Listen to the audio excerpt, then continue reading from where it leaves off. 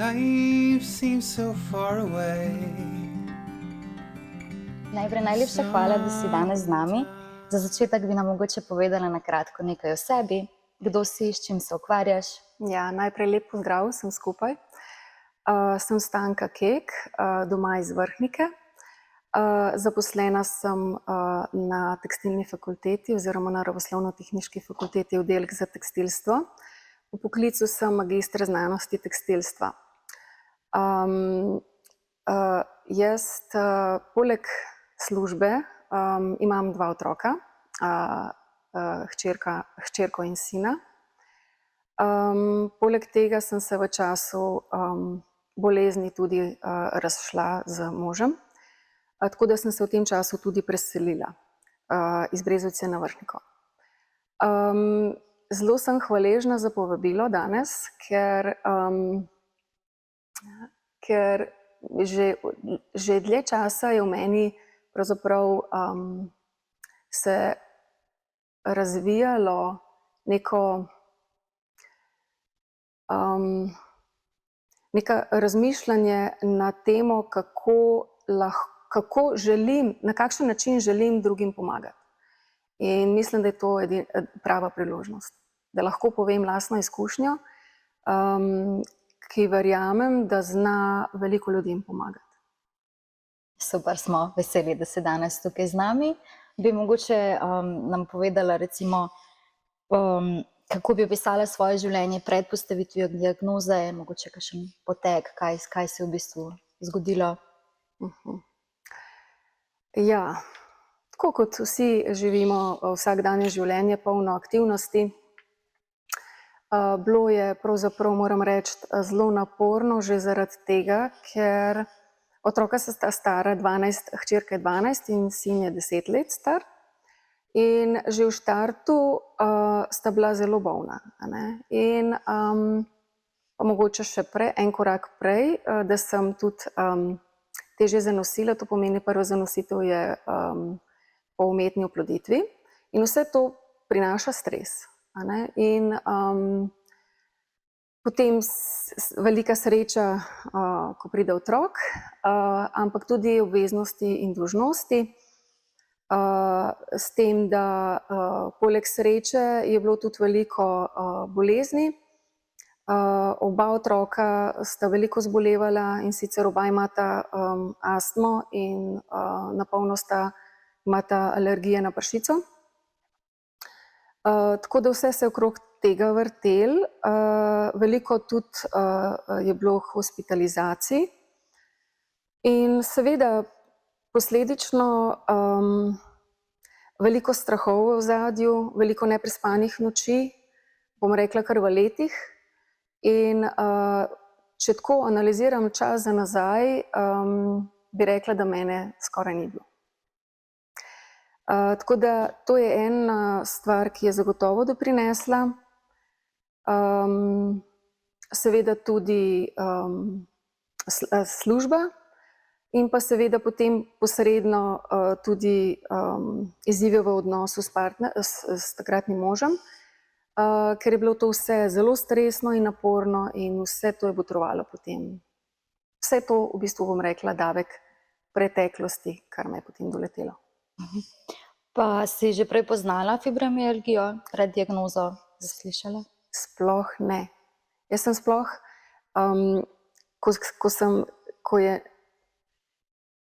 zanimivo je to, kako je sploh do tega prišlo, saj nismo niti vedeli, kaj se z mano dogaja. Jaz sem 1. februarja leta 2020 zbolela kot za neko virozo in sem si mislila, sej pač odlažim teden, dva, pa bo. Ampak to stanje je v bistvu samo stagniralo. Iz tedna v teden, iz meseca v mesec sem bila zmeraj slabša. Do te mere, da nisem zmogla ničesar. V bistvu sem bila samo v posteli, ker fizično nisem mogla dolgo zdržati pokonci. Pomeni, če sem bila zjutraj, ko sta otroka vstala, sem ju pač pospremila, mislim, vse poskrbela, da sta šla v šolo. Potem še malo postorila po kuhinji in meni je že zmanjkalo moči in energije. To pomeni, da če sem jaz vztrajala še naprej, saj si bom še to, pa to, pa to, pa to, kot je to bil način dela mojega, a ne, sem postajala zmeraj bolj utrujena in začelo se mi je tako vrteti, neka megla v glavi, spomin je čist stagniral in nastopil je močan glavobol, ki je v bistvu se prevesil v migrenski glavobol in to je bilo tako skoraj vsak dan tako, a ne. Tako da, če nisem prekinila pravočasno, sem potem jaz obležala v takih hudih bolečinah, glavobola in utrujenosti, da se nisem pobrala 3 dni. Potem si verjetno bolj aktivno začela raziskovati, kaj dejansko se s tabo dogaja po vseh teh opozorilnih znakih. Ja, tako hitro to ni šlo. Zakaj? Ker še sama nisem vedela, kaj se z mano dogaja. Niti sama, niti zdravniki, a ne? In to je bil problem. To je zelo težko, ko ne veš, kaj se ti dogaja. Ti sam veš in čutiš, da si nemočen v vseh pogledih. In ko se je stanje samo slabšalo, to je v bistvu vse skupaj trajalo nekje 1 leto. V vsem tem 1 letu moram zelo pohvaliti osebnega zdravnika, ki mi je bil zelo v oporo, me je razumel, me je slišal, to je zelo pomemben podatek, ker to ni splošno, da je taka podpora generalna. Me je dal na vse preglede, na vse preiskave, a ne? Ampak dejansko se ni nič ugotovilo. Na vse zadnje, seveda me je napotil tudi k psihiatru, on mi je pa na koncu, ko tudi ni vedel, kako in kaj, kje bi bil lahko vzrok, je rekel, da izključimo še to, je rekel, da naj slikamo glavo, torej magnetno resonanco. Dodal je pa še, pa saj tako ne bo nič, a ne. No, ampak jaz potem grem na magnetno resonanco in tam v bistvu prvič ugotovijo cisto na penjalni žlezi. Niti vedela nisem, kaj to pomeni, kaj sploh to je. Tako da seveda sem to začela raziskovati in to je bilo groza. Jaz sem pa videla, da vse to, niti tega nisem poznala, niti nisem vedela, kje se to nahaja v glavi. Ampak je zelo na občutljivem mestu in če to raste, je zelo, zelo hudo narobe lahko. Mene je to zelo prestrašilo, še dodatno poslabšalo stanje, seveda vse to, vsak stres, taki šoki poslabšajo zdravstveno stanje. In v tem času sem jaz ugotovila, da vsi te simptomi, ki sem jih jaz imela, so zelo identični tem simptomom, ki so znani za cisto penjalne žleze. Po ugotovitvi te ciste, seveda vse smo dali to skozi in na koncu pač je ostalo samo pri izvidih. Jaz sem v bistvu zbirala samo papirje, tako da se je fascikel samo večal, a ne? Ampak tle se je pa končalo, a ne? Torej ja, preiskave ja in that's it. Tako da sem se jaz vprašala pol sama sebe, ja, okej, ampak jaz rabim pomoč. Jaz sem čist nemočna, jaz ne morem nič. Torej, mogoče da omenim samo to, kar je res pomembno, da si lahko samo mogoče samečkan za sliko predstavljate, koliko je to hudo, ko si tako nemočen, da ko sem imela recimo čez 2 dni kontrolo pri osebnem zdravniku ali pa kateremkoli drugem specialistu, sem rabila 2-3 dni varčevati za energijo, da sem jaz se usedla v avto, se pripeljala do zdravnika, tam opravila pregled in že tam me je zmanjkovalo, da sem se pripeljala domov, sem rabila 2-3 dni, da sem se sestavila. Tako da je bilo res, res hudo. Po tem spraševanju same sebe sem rekla, to pač tako ne gre. Moj cilj je, da se poberem, nisem niti vedela kako, da si pomagam, nisem vedela niti kako. Vse posod je bila megla, tema v zvezi z rešitvijo. Največja motivacija absolutno sta mi bila pa otroka. Sploh za vprašanji, ki sta mi jih postavljala v postelji, ko sem bila jaz popolnoma nemočna. Mami, a boš ti sploh še kdaj šla z nami na sprehod? In to je mene res zarezalo v srce. In to je mene tako premaknilo, tista zdrava jeza, da bom rekla, da mogoče s tem sem jaz pol preklicala tisto, kar sem jaz potrebovala. In v danem trenutku, vzporedno s tem, kar zdajle govorim, mi prijateljica pošlje mail in pravi, lej, poglej si, mogoče pa kaj zate. In to je, prav spomnim se tega večera, ko sem bila tako hud migrenski glavobol sem imela, ma sem rekla, bom že pogledala, ko bom lahko.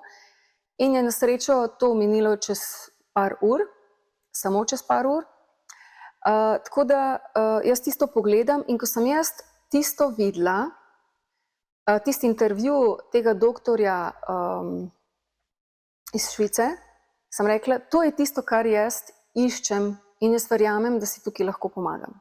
In to je bila prva ključna točka, da sem začutila, da pa obstaja rešitev tudi zame. Tako da... V tem času si hodila v službo, si bila na bolniški? Ne, ves čas sem bila v bolniškem staležu, ker sem bila nezmožna, stati, kaj šele delati.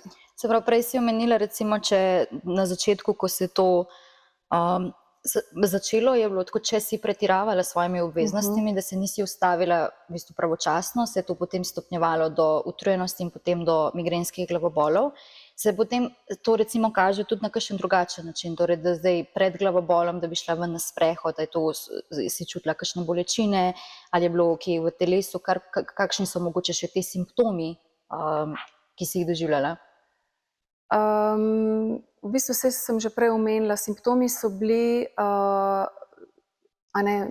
megla v glavi, nisem mogla več razmišljati.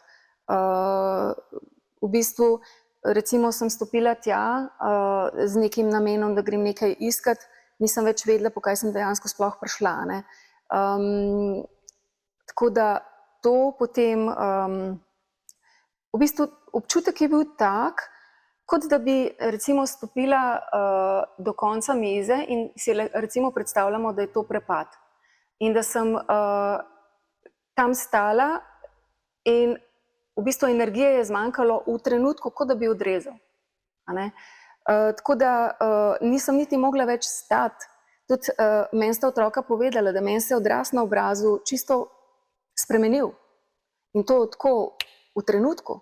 Vse se je poveslo, v bistvu tako, občutek ovenelosti sem čutila. Ne morem nič več, absolutno glavobol me je popolnoma nesposobil in v bistvu sem se rabila samo uležati. V najhujšem času je bilo recimo, da sem imela začetek glavobola, pa da se je zaključil, je trajalo 24 ur trpljenja. Ampak to so bile tako neznosne bolečine, da misliš, da niti zdržiš več ne. Da se ti bo zmešalo. To je bilo hudo. Verjetno to potem je vplivalo tudi mogoče na neko psihično stanje? Absolutno. Vsekakor. Vemo, da nismo samo to, kar vidimo, da je še več kot to, ni samo telo, je tudi psiha in vse ostalo, kar vključuje nas pravzaprav. In vsekakor tudi psihično, ko ti nisi fizično dobro, tudi psihično ne moreš biti dobro. To je vse povezano in vse to pogojuje potem stanje tvojega počutja in dejansko zdravstvenega stanja v končni fazi. Od te preiskave magnetne resonance sem bila sprejeta oziroma sem imela kontrolo v kliničnem centru v Ljubljani In moram priznati, žal, da sem naletela na zelo nerazumevajoč odziv specialista, nevrokirurga.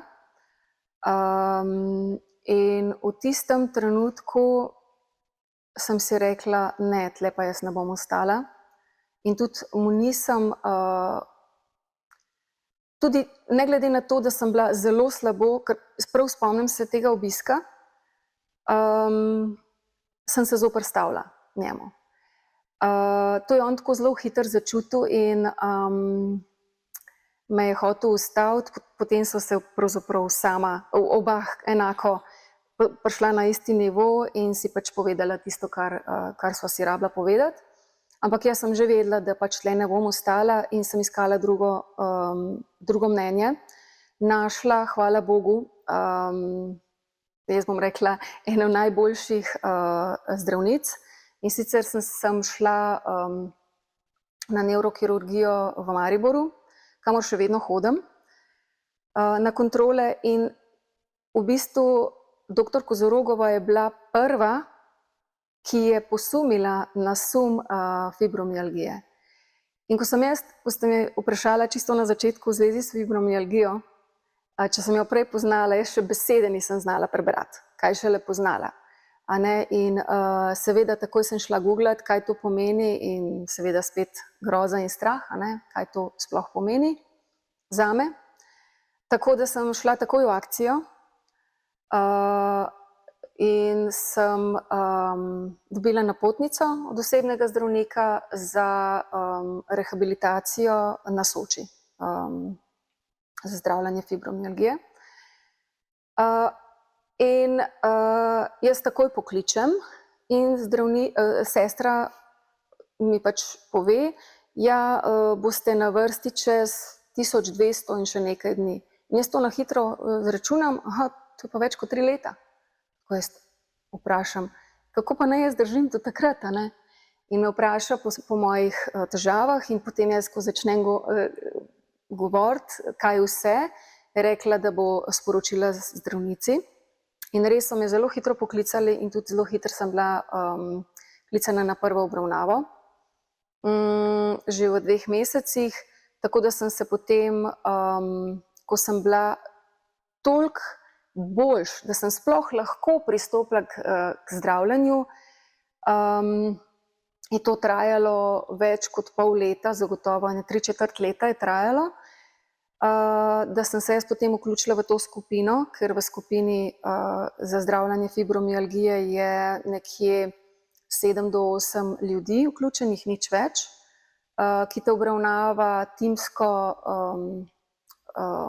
delo vseh raznih specialistov. In ta rehabilitacija je zelo dobrodošla in je ena ključnih pravzaprav zdravljenj, ki mi je pomagalo, da sem začela pravzaprav dojemati svoje zdravstveno stanje, tako kot je bilo, svojo bolečino, se soočati s tem, sprejeti svoje stanje in še mnogo drugega. Kako pa poteka? To zdravljenje tako izgleda, traja 5 celih tednov. V bistvu hodiš vsak dan fizično tja. Meni je bilo tako res to zelo naporno. Tam, tako bom rekla, kakor da jaz sem to vzela tako kot izobraževanje. Kot da se izobražuješ in imaš vsako uro drug predmet. In dejansko to je tako potekalo. In zelo fajn je bilo, seveda je vse to v takem, kako bi rekla, v bistvu se ostane tam vse, kar kdo pove, ne glede na to, ali zdravnik ali pacient. Rehabilitacija za fibromialgijo oziroma jaz v končni fazi sem na koncu dobila diagnozo sindrom kronične utrujenosti in kronične bolečine. Torej, ne čist kot fibromialgija, ampak kljub samo vse to je vključeno v isto rehabilitacijo.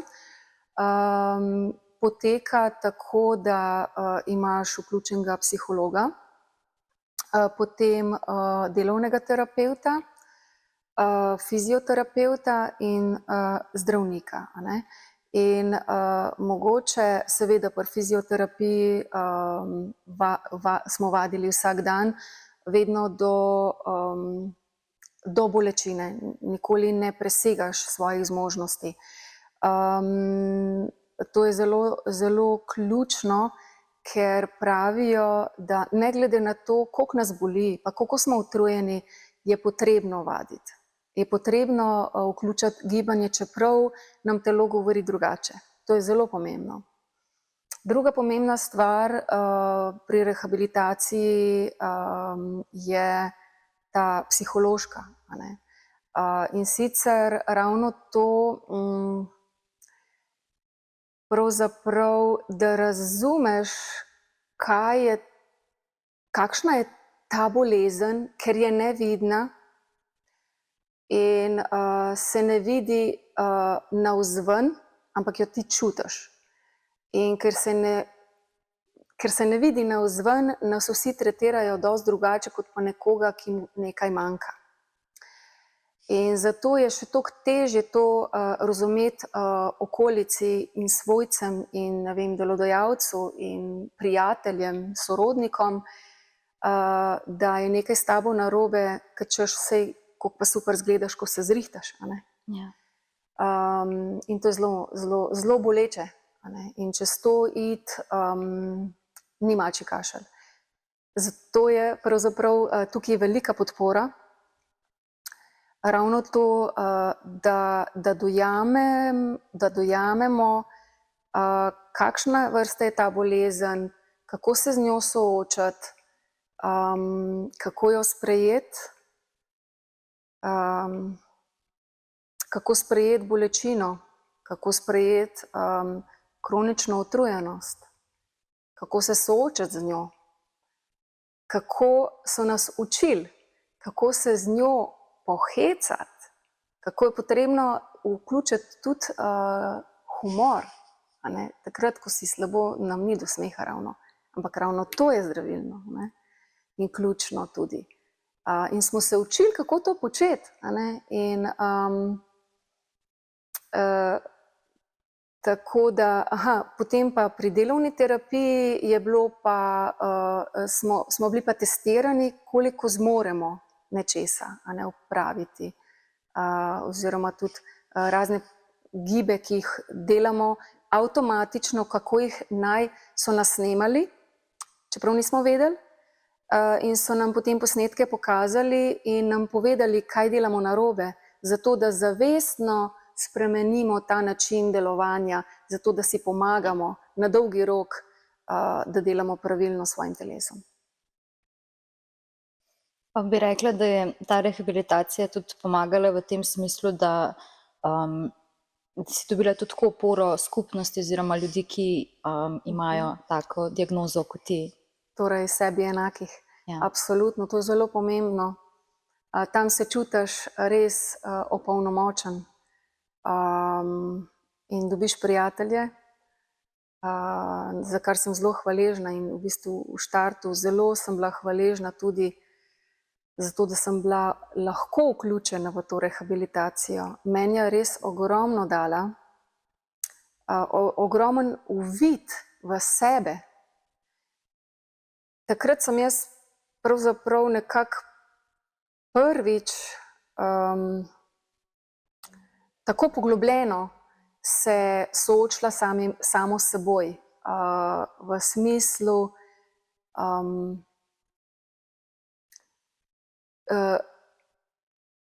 opazovanja, kaj delam, kaj čutim in kako se vedem.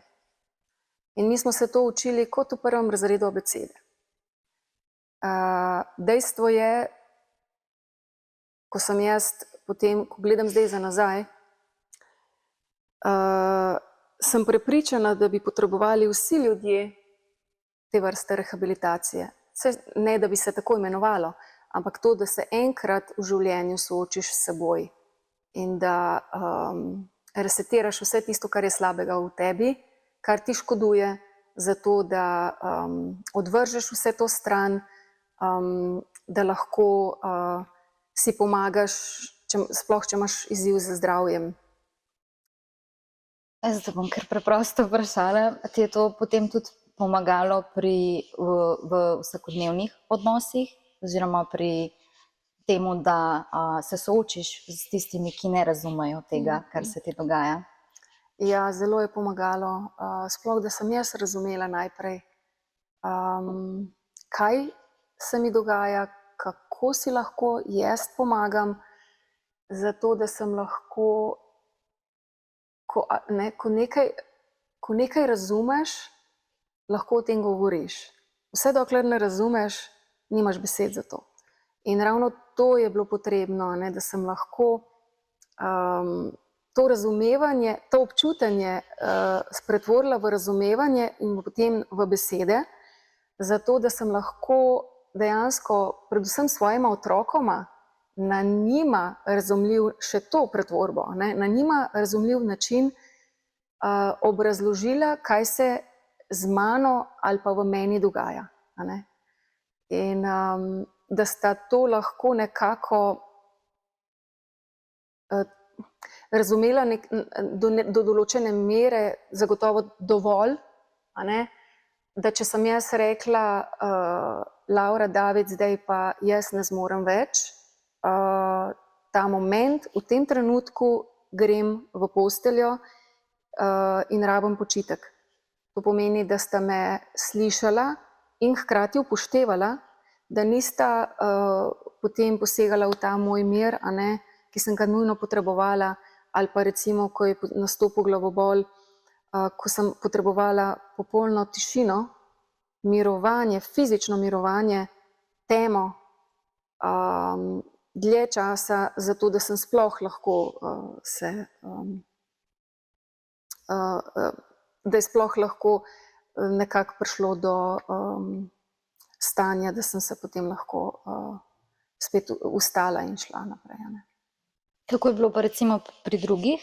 Naprimer, se je spremenilo to razumevanje oziroma je bil na začetku večji tak mogoče odpor ali pa...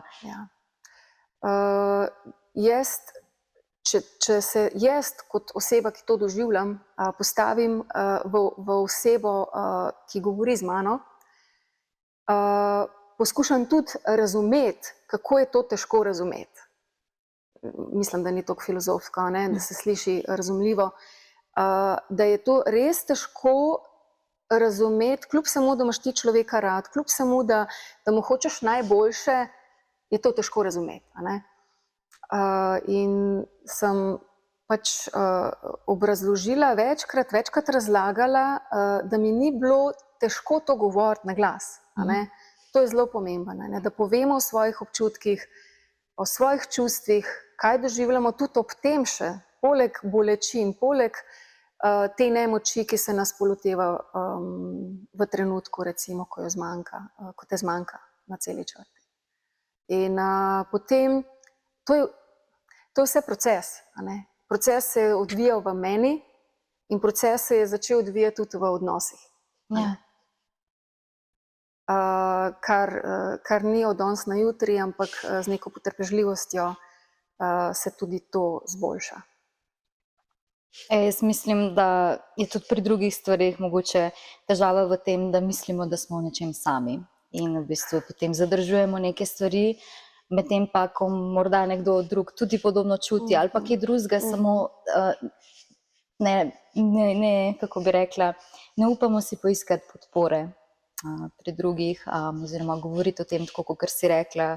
Se pravi, bi v bistvu svetovala, da govorimo, da izražamo to, da raziskujemo, da si upamo. Vsekakor, to je zelo pomembno, da to ne držimo samo v sebi, da ni to samo, da dejansko se to ne tiče samo nas, na koncu, ampak vseh, s katerimi živimo, da tudi njim pomagamo razumeti, lažje razumeti, se ne morejo popolnoma, vsaj malo, da se lahko približajo tebi, ker niti ne vejo, se tudi bojijo, ker ne razumejo, na kakšen način pristopati, kako ti pomagati. A ne?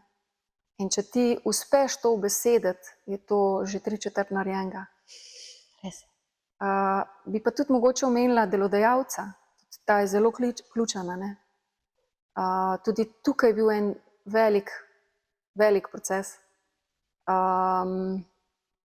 Jaz vem, poznam ljudi, veliko ljudi, ki imajo fibromialgijo, pa ne govorijo o tem. Pa ne govorimo o domačem krogu, govorimo o tem, da povedati delodajalcu, da imajo take vrste bolezni in skrivajo to in se mučijo sami seboj. Jaz sem to presegla. Jaz vem, da sem bila kar eno orang bitko, ampak se je splačala. Ne bitko proti sebi, ampak za sebe. Zakaj? Zato, ker sem na glas povedala stvari na tak način, da se je v bistvu, da se jih je dotaknilo njihovega srca. S tem, da je, zopet bom rekla, da sem zelo hvaležna Soči in drugi moji rehabilitaciji, poklicni rehabilitaciji, v kateri sem še vedno vključena, ki je še vedno z mano, in to je tak občutek varnosti. To je tako pomembno, ta občutek varnosti. Tako v domačem krogu, tako pač kjerkoli jo dobiš, je dobrodošla, ker je tako težko dobiti. In v bistvu torej Soča iz poklicne rehabilitacije, torej en tak trikotnik se je vzpostavil. Jaz sem zaključila tudi poklicno rehabilitacijo in začela postopno prehajati v delovno okolje, v postopno vračanje v delovno okolje. In so pravzaprav torej Soča, jaz in pa delodajalec, ki sodelujemo še vedno. To pomeni, vsakič, ko imam jaz kontrolo pri Soči, takrat jaz tudi delam dejansko poročilo, vsakodnevno poročilo, kako se počutam, koliko zmorem vsak dan narediti, kaj delam, da je neko redosledje te tendence, kako gre moje zdravstveno stanje. Potem se delodajalec kot moja nadrejena poda poročilo doktorici iz Soče za poklicno rehabilitacijo in potem pridem na kontrolo in tam potem zdravnica vse to vključuje, kar sem zdajle omenila, in naredi potem nek zaključni izvid. Zdaj, če sem jaz pravilno razumela, je torej bilo nekaj časa, je v bistvu trajalo od teh začetkov, v bistvu začetku bolezni in do diagnoze. Ja, Potem v bistvu po diagnozi je sledila ta prva rehabilitacija, ki si menila, je trajala 5 tednov. ja, res je. Potem si imela še kakšno vmes ali je potem ta sledila takoj poklicna? Poklicna rehabilitacija je sledila po nekje, samo da pomislim, ko sem jaz zaključila rehabilitacijo za fibromialgijo, sem jaz bila popolnoma izmučena. In v resnici sem jaz, to je bilo zelo naporno. Zakaj? To sem pa še pozabila povedati. Zaradi tega, ker poleg tega, da smo bili fizično tam, kot pri pouku, bi jaz temu rekla, smo dobili vsak dan nalogo za doma. Ampak to striktno. To ne, a boš naredil ali ne boš naredil. Absolutno smo morali vsak dan opraviti svojo nalogo. To pomeni, da smo bili vključeni v ta proces, ne samo fizično, ampak tudi mentalno in psihično. In ne samo tistih par ur, ko smo bili fizično tam, ampak dejansko cel dan. Cel dan, vsak dan, 5 tednov. Kaj to pomeni? Pomeni, da ko smo prišli domov, si se malo spočil, potem si pa moral opraviti nalogo samoanalize. In sicer ta samoanaliza je bilo to, kar sem prej omenila, kako se počutim, kaj čutim, kaj razmišljam ob tem in pa kako se odzovem ob dani situaciji. In ne samo to, da sem opazovala to. To je tudi zelo težko na začetku, ker tega nismo navajeni. In to je ta začetek procesa, ki se začne odvijati v tebi. Zdravljenja govorim. Zdravljenja. Poleg tega, da smo opazovali, smo rabili pa tudi zapisati vse to. Tako da to je bilo res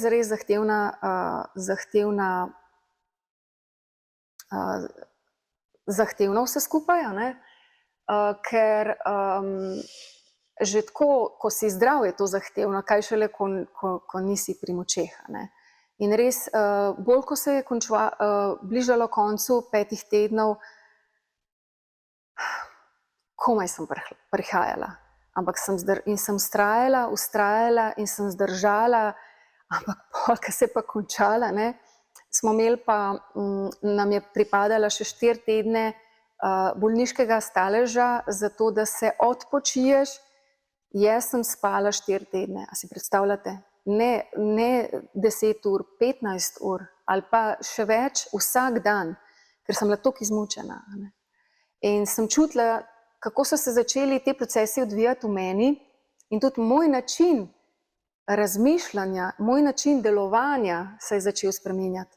Odziva na določene situacije. Odziv recimo v komunikaciji z otrokom, da nisem isto odreagirala, ampak sem na način, ki sem se naučila, ali pa z možem takrat. Tako da to vse je ključnega pomena potem za nadaljnje življenje. Pa si vmes mogoče, zdaj nisem dobro razumela, koliko časa je to minilo recimo do danes? Kdaj si začela v bistvu ta potem poklicna rehabilitacija? Poklicna rehabilitacija je bila 1 leto nazaj. 1 leto nazaj. Tako, ja. Koliko časa, se pravi, omenila si 4 tedne bolniške, kako pa je potem izgledalo to postopoma prehajanje v delovno okolje? Ja, zdaj pa tako, mislim, da je ključno, da tudi to omenim, ker je zelo pomembno. Ljudje z tako vrsto bolezni se soočamo še z nečim, še z enim kolesjem sistema in to je zavarovalnica, torej bolniški stalež. Zelo hiter nas imenovani zdravnik pošlje nazaj v službo in jaz sem bila še zelo nemočna, je on prekinil popolnoma ne na 4 ure, ampak na 8 ur delovnega staleža v stanju, ko sem bila jaz še čist nesposobna za delo. In tukaj vem, da večina ljudi nima moči se zoperstavljati tem kolesjem. Jaz sem bila pa že večkrat tega deležna v času 3 let mojega bolniškega staleža, prekinitev, da sem imela toliko moči, da sem poiskala pravno pomoč in sem potem se polotila tudi tega. Namreč v ta proces pritožb sem se polotila, kot sem že omenila, ne samo zaradi sebe, tudi zaradi tistih, ki ne zmorejo se tega polotiti. Namreč žalostno je, da zavarovalnica oziroma velikokrat imenovani zdravnik ignorira specialistične izvide raznih specialistov in pač naredi čisto svoje. Tako da to se meni zdi res čisto nedopustno. In to se konstantno dogaja, tega nisem deležna samo jaz. In moram priznati, namesto da bi ti pomagali pri rehabilitaciji, je ta kolesje obrnjeno proti tebi, kar je žalostno, kontradiktorično. Tako da z vsemi temi stvarmi se tekom zdravljenja, rehabilitacije soočaš. Eni bolj, eni manj, ampak ja, tukaj nekje. Je še to potem dodatno breme, poleg Absolutno, vsega. zelo veliko. In v resnici je problem ta, ne, vsa ta bremena, ki jih doživljaš ob tem, to so pač stresi in vemo, da pri tem stres je ključen pri poslabšanju zdravstvenega stanja. In to je res žalostno, da pač to tako je, ampak moram se pa pohvaliti, da sem uspela to pritožbo in je bila pravnomočna na moji strani, tako da smo pol to tudi urejali še po enem letu tožbe. Tako da ja, se splača, ampak je pa zelo zahtevna pot. Kako si pa danes? Tako, jaz danes nisem najbolje. Mislim, da je čisto prav, da povem čisto po resnici, ker nima smisla drugače. Je res, da sem bila že mnogo bolje. Jaz sem bila boljše kot kdajkoli prej. Sem dosegla ta nivo. Vemo pa, da življenje in situacije in pričakovanja, pritiski taki in drugačni, kakršnikoli pač, naj si bo v odnosu kjerkoli, vse to se nalaga spet nekje. Tukaj je zelo pomembno od nas samih, torej, kaj sem se naučila. Kaj sem se naučila o svoji bolezni, pa smo spet tukaj. Kako jo moram vzeti sicer za svojo, se ne boriti z njo. In ko si me vprašala, kako sem danes, zelo je pomembno to, da se večkrat, tudi jaz se moram večkrat spomniti na to, in vsi, ne glede na to, ali smo bolni ali ne, da se pogovorimo s samim seboj, da naredimo neko, kako bi rekla temu, če mi pomagaš z besedo? Refleksijo mogoče? Mogoče refleksijo, hvala, ja, refleksijo. Recimo za nazaj ali pa nekega obdobja, kaj delam, in ali je to, kar delam, ali je to dobro zame, ali to ni dobro zame. In te stvari, je fajn, da smo pošteni do sebe, predvsem do sebe, in seveda posledično tudi do drugih, da si ne delam škode, torej, da se spet vrnem tja, kjer sem bila, torej tisto vse, kar sem se naučila o sebi in o bolezni, ki je del mene zdaj, da uspem to nekako, ker je to eno zdaj skupaj, peljati to pot, da se znam zoperstaviti zopet stvarem, ki niso dobre zame, jih opustiti, jih zaznati in opustiti tako, da postavim zopet lastne meje in meje drugim. Mislim, da je to ključno, da naredim. Kako pa poskrbiš potem zase, oziroma za svoje telo, svoje psihično zdravje? Ja, še nisem danes omenila, da res že več kot 20 let vadim jogo. In res v času, tudi v času bolezni, najhujšega stanja, sem toliko moči zbrala, da sem prišla na vadbo, čeprav sem si mislila, da ne morem, pa sem imela, recimo, pa sem prišla z glavobolom, ampak sem si bila vedno hvaležna, da sem prišla, zaradi tega, ker kolikokrat se je zgodilo, da sem se počutila dosti boljše potem, ko sem odšla. A ne. Tako da absolutno joga, meditiranje, samorefleksija, potem zelo pomembno je tudi vsakodnevno izvajanje afirmacij. A ne. Torej, kaj to pomeni? Pri meni osebno, čisto praktično, kaj si prigovarjam.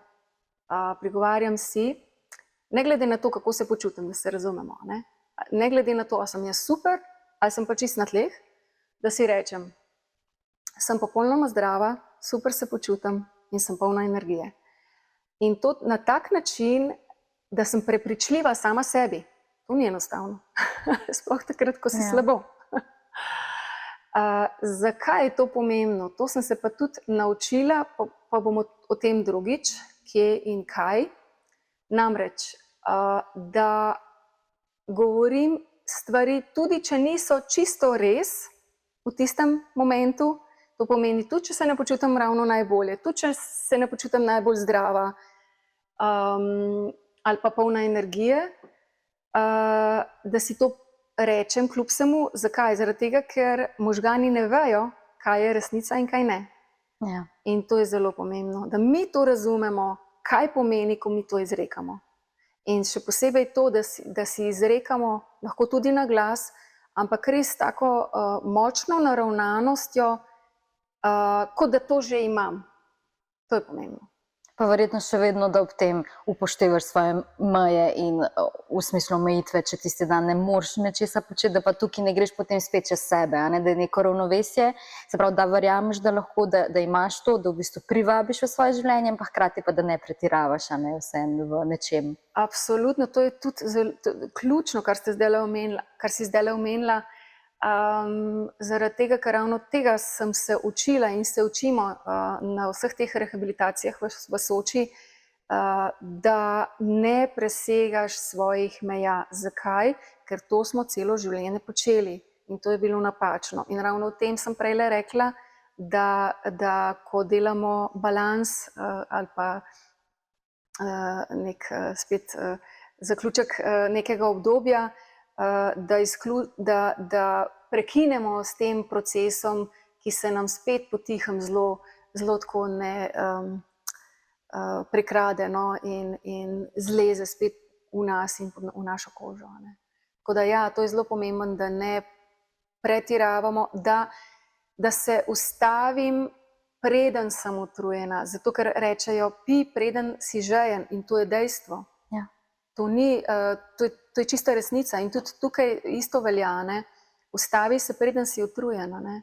Zakaj? Zaradi tega, ker da ne iztrošim še do konca energije, ki jo imam, zato pride do pretirane porabe energije oziroma izgorelosti ali pač, kakor se to imenuje. Ne.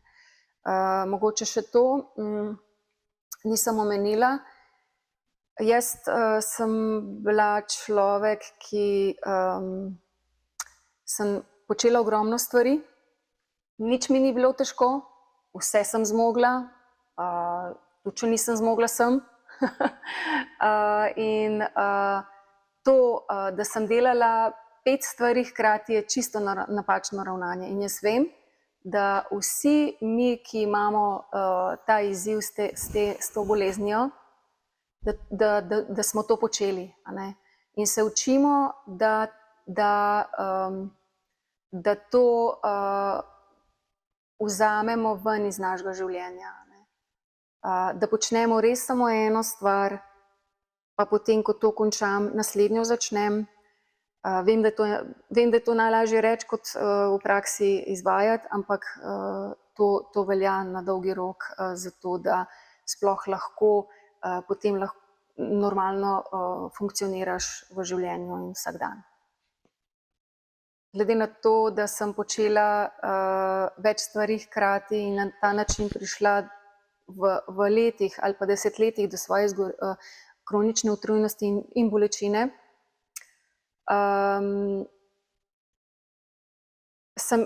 prej sem imela, jaz rečem tako, prej sem imela 100% energije. Ne?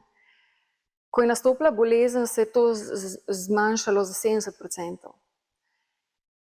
V stanju moje rehabilitacije se je moja energija povečala, tako govorim, tako nekje v povprečju, da jo imam zdaj nekje 60 do 70%. In kaj to pomeni zame in za vse te ljudi, ki to imamo? To, da je moja naloga vsak dan, ne od nobenega drugega, ampak moja, da s to kvoto energije, ki jo imam vsak dan na razpolago, ne presežem svojih limitov. To pomeni, da moram zelo paziti vsako stvar, ki jo naredim v dnevu, da ne presežem svojih 70, če imam takrat 70% energije, ker 100 je nimam več, torej ne moram več računati na tistih 30, ampak da v 70% energije grem skozi dan, tako kot nekdo 100%. Čeprav meni se zdi to zelo dober nasvet za vse, mislim, ker mi tudi včasih damo 100, pa ne bi bilo. Več kot 100. Več kot 100, pa tudi mogoče ne bi bilo treba. Mogoče na tem mestu, se pravi, bi bil to nasplošno nasvet, da še preden pride do neke ne samo izgorelosti, tudi do drugih bolezni, da v bistvu pač se opazujemo, skrbimo zase, za prehrano, za šport, da v bistvu preprečimo te neke stvari, do katerih lahko pridemo s takim tempom življenja. Vsekakor, to si tako lepo povzela in to je res.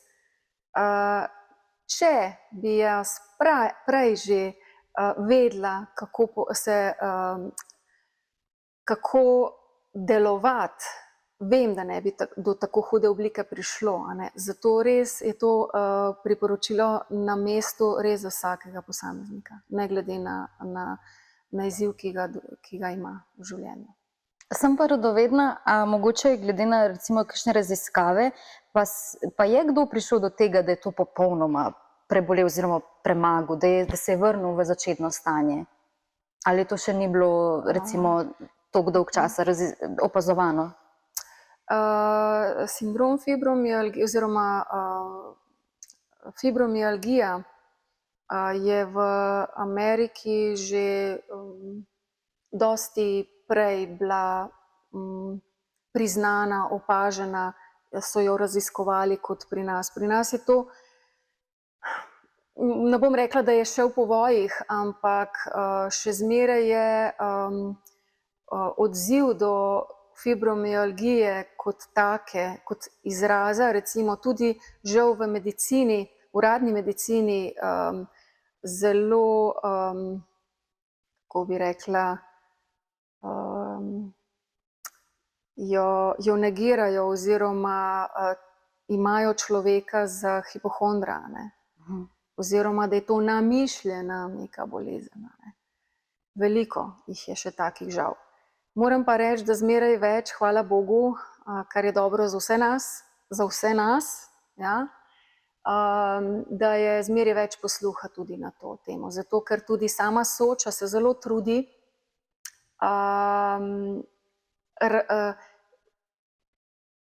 z informacijami, z razlagami v javnosti, tudi da je to pač bolezen, ki je povezana z napačnim delovanjem nekega centra v možganih. To pomeni, mene zdajle boli koleno, toliko me boli, da ga komaj premaknem, ampak v resnici pa ta bolečina je nek napačen, ne da bi bilo koleno poškodovano kakorkoli ali pa karkoli z njem narobe ali pa mišico, ampak je napačen signal iz možganov, ki da impuls, da bolečina te nekako zaščiti in ustavi pol na koncu, kot avtoimuna bolezen. Omenila sem, s čim vse si pomagam v vsakdanjem življenju, torej joga v vsakdanjem življenju. Poleg tega seveda pa sem vključena tudi v Društvo za fibromialgijo, že od začetka, odkar sem izvedela za to. Zato sem tudi neizmerno hvaležna, ker je velika opora in podpora in pomoč vsakemu posamezniku in lahko res veliko pridobiš.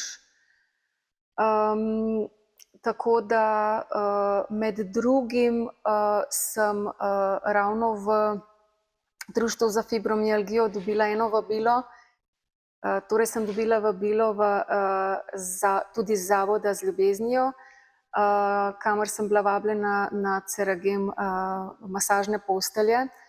Jaz sem to takoj vzela zase, nisem niti vedela, kaj sploh to je, ampak ko sem prvič prišla in to izkusila, to masažo, moram reči, da in sem v bistvu tudi konstantno hodila, ne samo enkrat, ampak recimo vsak teden, da mi je res pomagalo in tudi v tistem trenutku, ko sem čutila neko bolečino, ne vem, kjerkoli, ali v hrbtenici, ali v končinah, ali glavobol, da je to tudi v bistvu izvenelo. In ne samo to, tudi počutje po tej terapiji je tako zelo blagodejno. Tako da absolutno priporočam vsakomur, da tudi to preizkusi.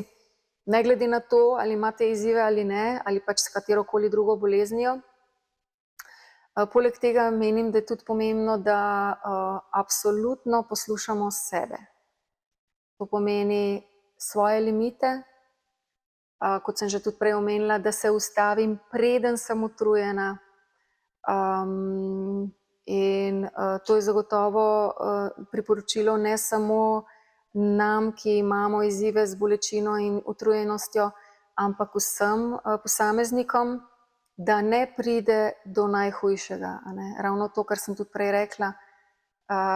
Če bi jaz to prej vedela, kako postopati, verjamem, da ne bi prišlo do tako hude oblike, kot je prišlo pri meni in pri vseh drugih, ker verjamem, da imajo drugi tudi še hujše izzive kot jaz.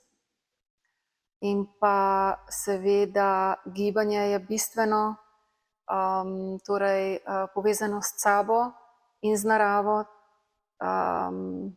se gibati, tudi če je prisotna bolečina, ne glede na to, bo minila, sprejmi bolečino, mi smo se učili, tako kot je prišla, bo tudi šla in to je res.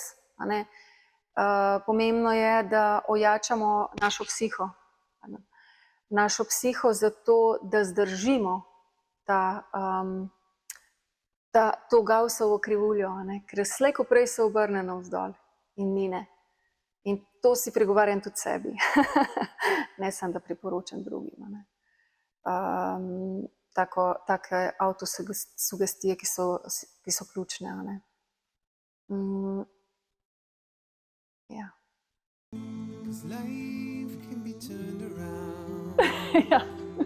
A sem zajela? Jaz sem nekaj razmišljala, čakaj, bi te še zdaj vprašala to glede na svetu, ali si že vse povedala? A sem, ne vem. Ja.